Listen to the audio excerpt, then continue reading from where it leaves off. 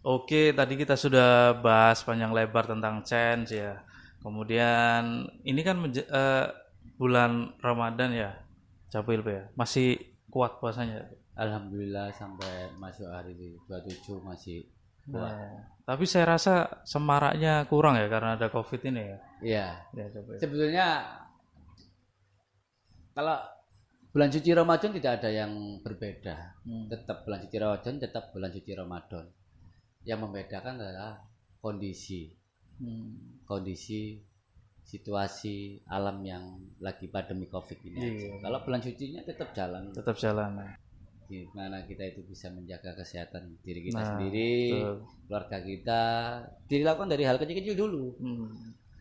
Melakukan hal yang benar-benar apa yang diterapkan oleh pemerintah, cuci tangan, pakai masker, itu aja. Kalau kita lihat kan Capo Ipul identik dengan bonek yang hijrah ya. Itu ada hubungan nggak antara supporter dengan agama kalau menurut Mas Ipul? Aku lah bahasa agama ini sensitif sekali Mas. Oh iya. Saya jadi sensitif. Gini. Aku mencoba bercerita sedikit aja soal perjalanan lah. Jadi bukan lebih ke hijrah sih. Kalau istilah era milenial berhijrah sih. Kalau istilah apa ya, secara individu itu kayak pingin jadi api atau tobat. Jadi awal dari berhijrah ya dari dinamika kehidupan saya sendiri yang begitu kelam gitu. Begitu kelam hingga tidak ada yang bisa membantu ataupun menolong. Akhirnya saya bicara dalam hati, siapa yang bisa menolong permasalahan dalam hidup saya kalau enggak yang di atas. Dari situ saya menekatkan diri. Keinginan ke masjid itu lama banget, tapi kaki terasa berat, melangkah ke masjid. Akhirnya yaitu semua itu berawal dari dinamika kehidupan saya yang benar-benar kelam, benar-benar hitam. Ya itulah kelebihannya yang di atas itu. Yang di atas itu Maha Pengampun. Jadi kapanpun kita itu minta ampunan, selagi kita benar-benar berubah, insya Allah ada jalan. Iya. Terus kalau hubungan dengan dunia supporter ya ya kita mencoba karakter saya ini suka menjadi diri saya sendiri Mas. Itu yang perlu digarisbawahi. Aku ini seneng wong sing dadi awakku dhewe rek. Nggak iso dadi wong sing pura-pura dadi wong liya supaya aku disenengi wong akeh, aku gak iso. Aku seneng dadi awakku dhewe. Jadi mungkin orang melihat aneh atau gimana, tapi nggak masalah. Saya tidak pernah juga menghakimi siapapun tentang menilai seorang. Saya sendiri juga nggak ingin menilai seorang karena apa? Saya sendiri pun belum tentu benar gitu loh. Jadi cenderung kepribadian saya itu adalah introspeksi diri. Itu kepribadian saya. Senang senang menyendiri kalau di rumah malam itu merenungi flashback gitu. Jadi kalau bicara di dunia supporter itu lebih ke percontohan aja ya. Lebih percontohan itu yang penting kadang-kadang apa yang kita bawa itu harus baik bagi mereka. Contoh maksudnya mulai perilaku, ucapan maupun chant. Ya meskipun kadang-kadang kita harus menerima konsekuensi apabila kita itu bertemu dengan rival, mau nggak mau kita harus berujar sebuah, bukan kebencian, berujar sebuah Saywar untuk melemahkan mental rival tim itu tadi. Cuma kadang-kadang teman-teman yang lain mungkin kegeret gitu. Tapi oke lah, itu sebab nggak bisa. Orang itu berubah total atau sempurna, nggak ono manusia sempurna. Biarkan seleksi alam pasti akan merubahnya dengan sendirinya. Iya, kalau bicara rivalitas itu, menurut Capu Ibu gimana?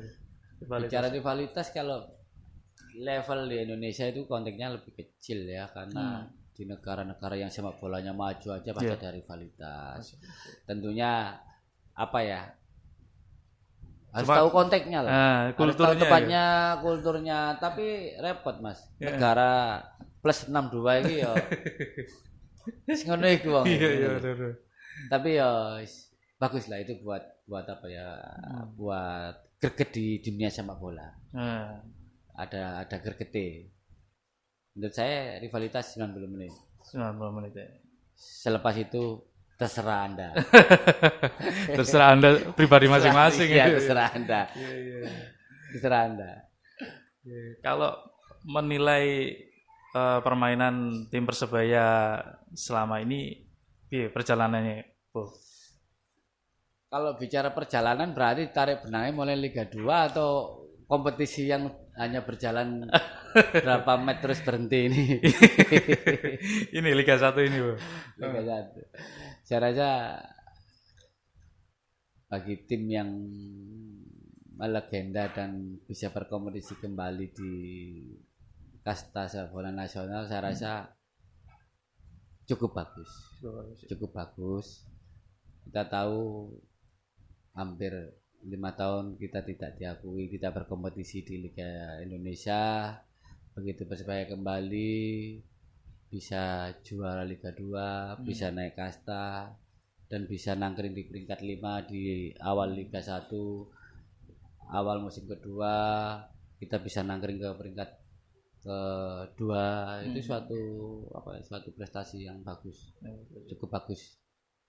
Dan harusnya untuk tahun ketiga ini waktunya juara. Berhubung ada pandemi Covid-19 berhenti ya gitu. Benar. Kalau Capu Ipul melihat ya kultur bonek yang dulu di Tambak Sari dengan di Gelora Bung Tomo, apa yang bisa dinilai, Mas Ipul? Dari fashionnya Mas. Fashion. Kalau bicara soal properti atau fasilitas, saya rasa setiap zaman pasti ada perubahan lah. Secara umum, masyarakat umum, kehidupan umum. Kalau bicara soal dulu bonek Tambak Sari dan sekarang, memang secara fashionnya banyak yang berubah. Fashion.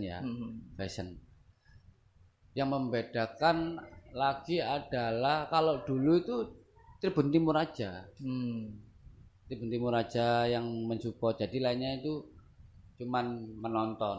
Iya benar. Jadi benar-benar ada hiburan, satu hiburan nonton sepak bola, satu hiburannya supporter. Kalau itu lebih bisa terfokus kalau dulu itu. Iya. Gitu. Kalau di era sekarang kan banyak tribun. Betul. Meskipun sama hiburannya, ada sepak bola, ada supporter. Gitu. Tapi kan banyak tribun, nggak bisa fokus ke satu titik tribun gitu loh. Nah, itu yang membedakan di situ, Mas. Tentunya pasti kemajuan dan perubahan dulur bonek ini sangat luar biasa ya. Kita mulai dari kampanye no ticket no game itu sangat luar biasa. Betul. Sangat luar biasa. Dulu kalau di Tambak Sari sih masih ada ya manjat. Kalau partai home sih saya menyadari pasti banyak yang beli lah. Yang menjadi suatu hal yang luar biasa adalah saat away. Teman-teman bonek udah punya tingkat kesadaran yang sangat tinggi. Mereka kalau away juga tertib beli tiket. Kalau dulu kan urunan rek.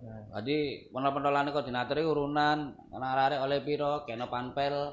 Pak, iki kemampuane bonek sampeyan tolong iki lebono daripada kok rame nang jopo. Tapi sekarang enggak. Mereka punya tingkat kesadaran sendiri. Dari Surabaya mereka udah buka pendaftaran tretetet. Betul. Akomodasi plus tiketing. Itu suatu perubahan yang sangat luar biasa. Perubahan yang bagus sekali ya. Betul. Kalau Mas Ipul pernah away ke mana aja Mas Ipul? Kalau saya ini cenderung away tergantung isi dompet. Situasi. Isi dompet. Ya, karena biaya sendiri Mas, Betul. tidak ada yang mendanai. Kalau saya sih pernah paling jauh Makassar. Makassar ya. Makassar, paling jauh Makassar. Terus Banjarmasin. Banjarmasin. Itu aja sih. Kalau Pulau Jawa udahlah. Udah hampir ya semua itu. Sumatera belum pernah Sumatera. Belum pernah. Kalau Pulau Jawa. Kalau Mas Ipul tentang Cen itu yang sekarang sedang apa ya? Apakah ada Cen baru nantinya untuk di Green Note? Kebetulan apa ya? Kadang-kadang susahnya itu tempat, Mas. Kalau dulu itu ada Mas Karanggayam bisa digunakan untuk Cen Class itu masih enak. Sekarang susah cari tempat. Teman-teman kalau bicara Cen baru banyak. Cuman untuk mengaplikasikan ke lapangan ya loh. Itu sulit. Kalau pakai Gelora pakai izin di sport. Iya. Terus mana lagi kan Cen Class itu kan butuh masa, agar keserasian, agar kekompakan suara itu benar-benar terbentuk di Cen Class itu tadi.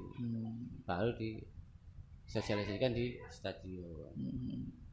Kalau untuk koreo itu kan kadang besar itu ya.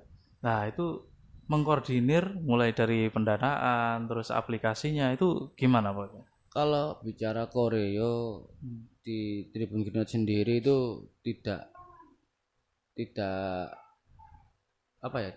selalu koreo per match itu, tiap match tidak harus koreo, hanya momen-momen tertentu. Contoh ketemu laga klasiko antara Persibaya Persija, ketemu rivalitas dengan Arema. Kita pilih-pilih partai-partai yang besar, yang ada historisnya yang panjang. Jadi untuk membuat sebuah koreo kita punya tim sendiri sih Mas. Punya tim kreativitas, yang dimana tim kreativitas juga itu diambil dari beberapa frame-frame yang ada di koordinator Tribun Green Note sih. Dan memang membutuhkan tenaga dan materi yang besar untuk membuat koreo di Tribun Utara. Kita tahu beberapa kali aksi koreo kita juga membuat koreo yang begitu besar sekali dan membutuhkan banyak biaya. Itu pun mandiri menghidupi. Paspor kita jargon kita mandiri menghidupi gitu.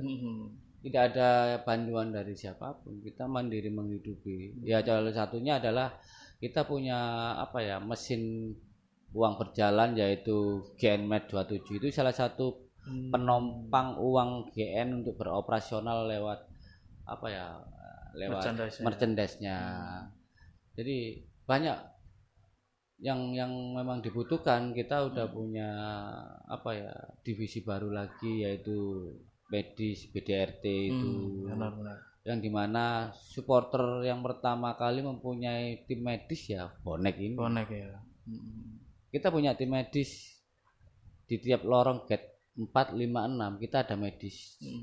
Jadi tidak perlu turun ke bawah PMI itu. Jadi lama. Jadi tiap kan ada korlap tinggal ngangkut. Pertolongan pertama cepat. Benar. Dan keinginan cita-cita teman-teman BDRT yang paling mulia adalah ingin membeli ambulan. Insya Allah terrealisasi dalam waktu dekat ini. Insya Allah. Itu donasinya masih dibuka ya ambulan? Udah di close. Udah di close. Yang kita bisa itu kan udah di close. Ya insya Allah mungkin habis Lebaran atau bulan 7 mungkin insya Allah bisa terrealisasi lah. Amin. Itu satu cita-cita dari teman-teman BDRT. Dan kemarin pun di masa pandemi teman-teman BDRT bergerak untuk mensemprotkan desinfektan di beberapa, bahkan puluhan daerah, masjid, musola, tempat ibadah, tempat yatim piatu, sangat luar biasa. 2 minggu berturut-turut mereka bekerja secara sosial. Iya. Jadi yang terpenting dalam sepak bola adalah kemanusiaan. Itu yang ada di jargonnya teman-teman BDRT. Tidak bisa. Kalau kita dulu pernah berseteru dengan Lamongan, berseteru dengan Persis Solo, berseteru dengan Semarang, berseteru dengan Sumbar. berseteru dengan PSM Makassar. Tapi Cuman sekarang, alam yang bicara.